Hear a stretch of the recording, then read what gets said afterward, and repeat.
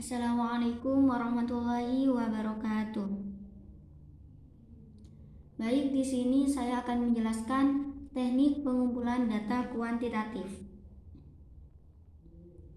Kualitas dari penelitian akan tergantung oleh dua hal, yaitu instrumen penelitian dan teknik pengumpulan data. Untuk mendapatkan hasil penelitian yang dapat dipercaya atau kredibel, maka instrumen penelitian harus valid dan reliable. Sementara peneliti juga harus menggunakan teknik pengumpulan data yang tepat. Jadi, instrumen harus melewati validitas dan reliabilitas.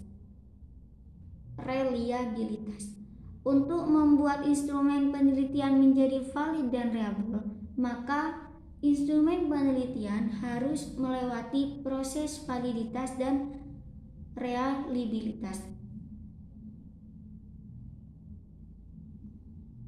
Sedangkan peneliti wajib menggunakan teknik penelitian yang tepat. Sementara untuk membuat teknik pengumpulan data menjadi tepat, maka peneliti harus benar-benar tahu data apa yang akan diperoleh dan dengan teknik apa peneliti dapat memperoleh data tersebut. Oleh sebab itu, menjadi sangat penting bagi peneliti mengetahui teknik-teknik pengumpulan data penelitian kuantitatif. Artikel ini akan menjelaskan kepada pembaca tentang yang pertama, definisi teknik pengumpulan data. Yang kedua, tujuan pengumpulan data. Yang terakhir, jenis-jenis teknik pengumpulan data. Nah, di sini sudah dijelaskan definisi teknik pengumpulan data. Dikutip dari Pastiguna, teknik pengumpulan data merupakan metode atau cara yang dapat digunakan peneliti dalam pengumpulan data. Sedangkan menurut Johnson dan Kristen, dikutip dari kumpulan makalah menjelaskan bahwa metode pengumpulan data merupakan teknik untuk mendapatkan data untuk dianalisis dalam suatu penelitian. Jadi, dari kedua penjelasan tersebut, kita dapat menemukan hal yang sama, di mana keduanya menekankan bahwa teknik pengumpulan data adalah cara yang digunakan untuk memperoleh data. Mengumpulkan data itu tidak mudah. Jika kita salah memilih teknik mengumpulkan data, maka salah pula data yang diambil, sehingga akan mengurangi nilai dari hasil penelitian itu sendiri. Selanjutnya, tujuan pengumpulan data. Untuk menemukan data-data yang dibutuhkan dalam proses penelitian, data tersebut sebagai sumber untuk kemudian dianalisis dan disimpulkan menjadi pengetahuan baru. Jadi penelitian itu membutuhkan data. Sebuah penelitian adalah proses untuk mencari tahu, membuktikan, dan mengembangkan suatu pengetahuan. Untuk mendapatkan kebenaran dari kegiatan mencari tahu, maka dalam penelitian dibutuhkan data-data.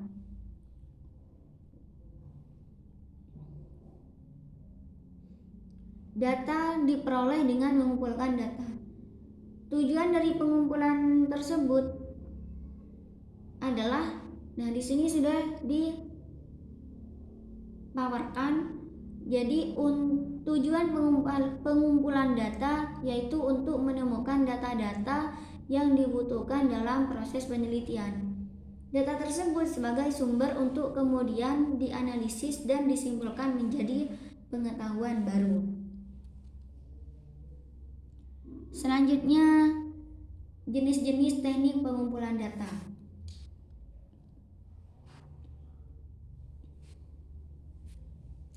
Dilihat dari segi caranya, maka teknik pengumpulan data kuantitatif dapat dibedakan menjadi 3, yaitu yang pertama wawancara, yang kedua angket, yang ketiga observasi.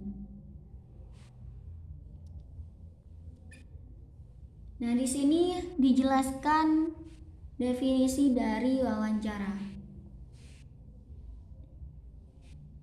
Wawancara juga disebut sebagai interview. Menurut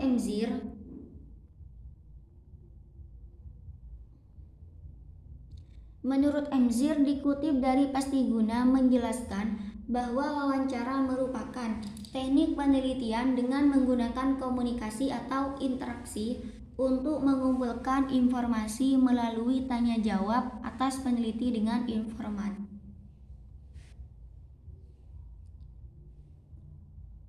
Nah, teknik wawancara pada umumnya teknik wawancara digunakan pada penelitian kualitatif. Karena dengan metode pengumpulan data ini peneliti dapat memperoleh informasi yang mendalam. Meskipun begitu, teknik penelitian wawancara juga dapat digunakan pada penelitian kuantitatif. Di sini Sugiono menjelaskan bahwa penelitian ini dapat digunakan pada penelitian kuantitatif. Jika peneliti ingin melakukan studi pendahuluan untuk menemukan masalah yang harus diteliti, dan bila peneliti ingin mengetahui hal-hal dari responden secara lebih mendalam dan jumlah respondennya sedikit.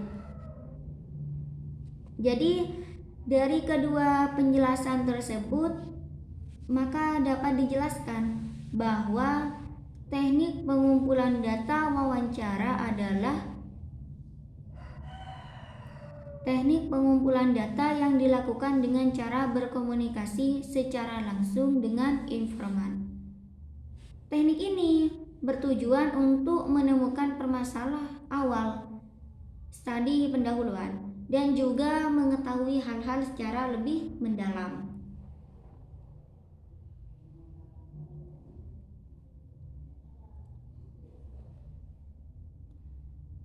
Selanjutnya, jenis pengumpulan data dengan wawancara.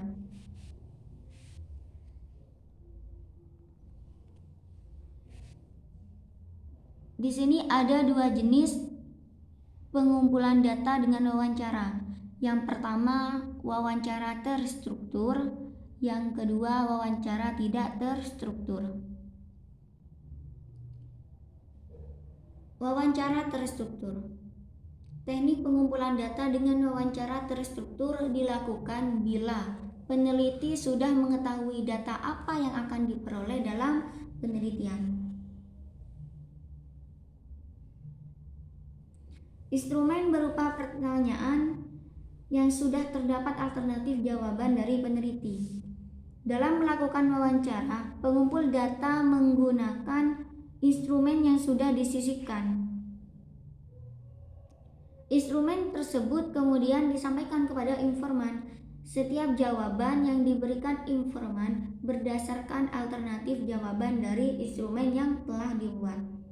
Jadi, secara sederhana dalam teknik wawancara terstruktur, pertanyaan dan alternatif jawaban yang diberikan kepada informan telah ditetapkan terlebih dahulu. Contohnya, instrumen pengumpulan data dengan wawancara terstruktur. Contohnya, bagaimanakah penilaian Bapak Ibu terhadap penyelenggaraan pendidikan di kabupaten ini? Apakah sangat bagus, bagus, atau tidak bagus, atau sangat tidak bagus? Jadi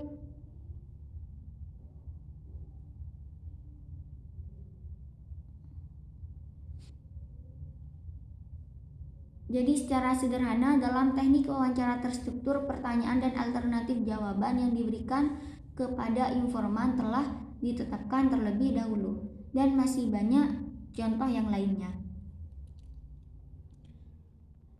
Selanjutnya, jenis pengumpulan data dengan wawancara tidak terstruktur. Pengumpulan data dengan menggunakan teknik wawancara tidak terstruktur adalah wawancara yang bebas di mana peneliti tidak menggunakan pedoman wawancara yang tersusun dengan sistematis. Pedoman yang digunakan dalam wawancara ini adalah garis besar dari permasalahan yang akan ditanyakan. Jadi pedomannya itu hanya garis besarnya saja. Contohnya, wawancara tidak terstruktur. Bagaimanakah pendapat Bapak Ibu tentang kenaikan harga daging sapi menjelang bulan Ramadan? Atau bagaimanakah dampak kenaikan harga kebutuhan pokok menjelang bulan Ramadan? Jadi itu contoh dari wawancara tidak terstruktur. Selanjutnya, jenis pengumpulan data dengan angket.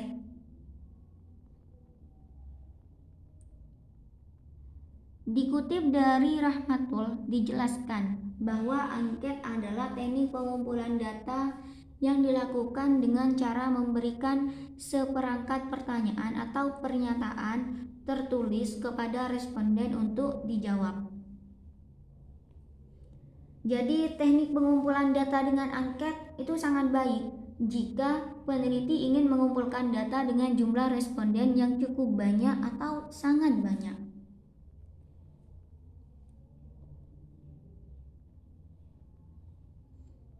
Pengumpulan data dengan angket akan sangat efisien jika peneliti sudah mengetahui variabel yang akan diukur dan mengetahui apa yang diharapkan dari responden.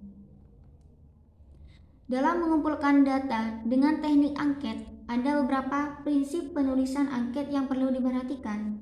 Di antaranya yaitu yang pertama, isi dan tujuan pertanyaan. Kedua, bahasa yang digunakan. Ketiga, tipe dan bentuk pertanyaan. Keempat, pertanyaan tidak mendua. Kelima, tidak menanyakan yang sudah lupa. Keenam, pertanyaan tidak menggiring. Ketujuh, panjang pertanyaan. Kedelapan, urutan pertanyaan. Yang kesembilan, prinsip pengukuran. Yang kesepuluh, penampilan fisik angket.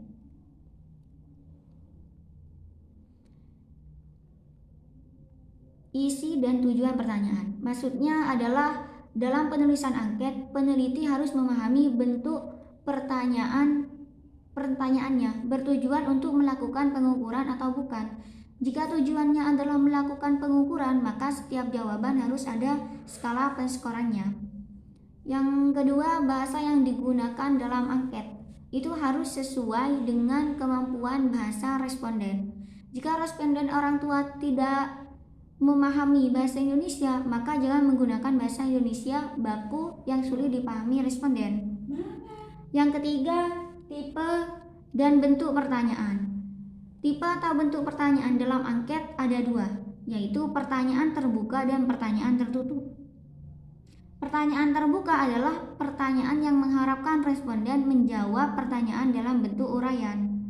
Sedangkan pertanyaan tertutup adalah pertanyaan yang memungkinkan responden menjawab secara singkat. Responden tinggal memilih alternatif jawaban yang telah disiapkan. Yang keempat, pertanyaan tidak mendua. Pertanyaan yang diberikan kepada responden tidak memiliki makna ganda sehingga dapat menimbulkan salah tafsir. Pertanyaan yang mendua dapat menyulitkan responden untuk menjawab pertanyaan. Yang kelima, tidak menanyakan yang sudah lupa. Pertanyaan-pertanyaan yang dibuat dalam angket sebaiknya tidak merupakan pertanyaan yang jawabannya kemungkinan sudah dilupakan oleh responden. Lebih lanjut, tidak boleh pertanyaan yang terlalu berat sehingga dapat memusingkan responden. Begitu juga yang ketujuh, panjang pertanyaan, urutan pertanyaan, prinsip pengukuran. Yang ke-10, penampilan fisik angket. Angket dibuat dalam kertas yang menarik, dapat meningkatkan kebahagiaan atau ketertarikan dari pengisi angket.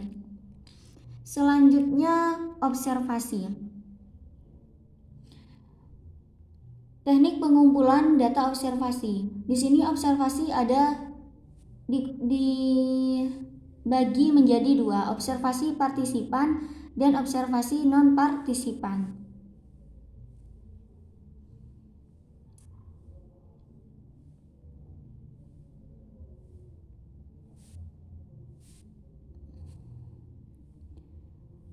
Teknik pengumpulan data observasi biasanya digunakan jika peneliti ingin mengetahui gejala tentang perilaku manusia, gejala alam, dan jika responden yang diamati tidak terlalu besar.